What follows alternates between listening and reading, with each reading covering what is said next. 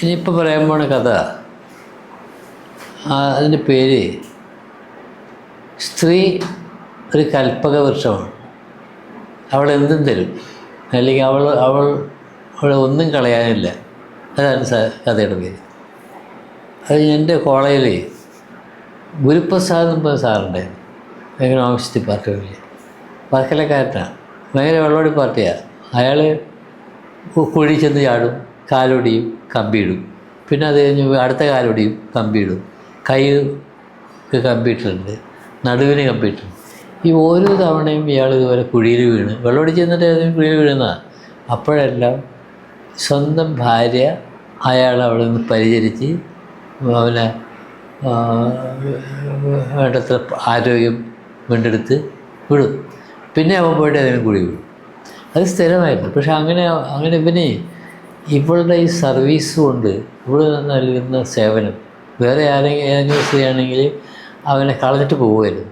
പക്ഷേ ഇവൾ വളരെ ഒരു വിനയമുള്ളൊരു സ്ത്രീയാണ്, ജോലിയുള്ള സ്ത്രീയാണ്, ഒരു റിസർവ് ബാങ്കിൽ ജോലിയുള്ളൊരു സ്ത്രീയാണ്.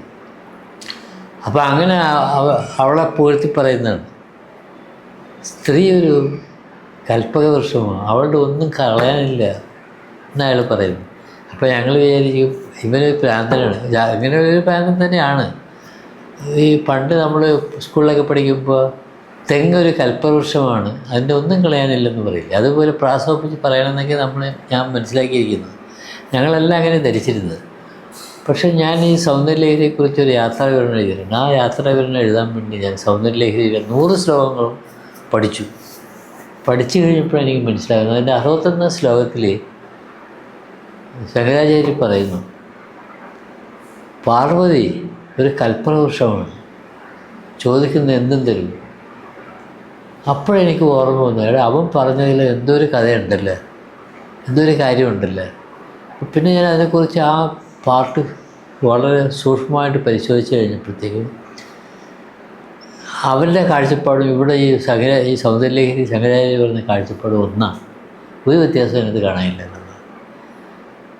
പിന്നെ ഇനി ഞാൻ വേറൊരു സന്ദർഭത്തിൽ ഈ സൗന്ദര്യലഹരിയുടെ 100 ശ്ലോകങ്ങൾ ഞാൻ പറയുന്നുണ്ട്. അപ്പോൾ അതിൻ്റെ ഡീറ്റെയിൽസ് ഞാൻ പറയുന്നതായിരിക്കും.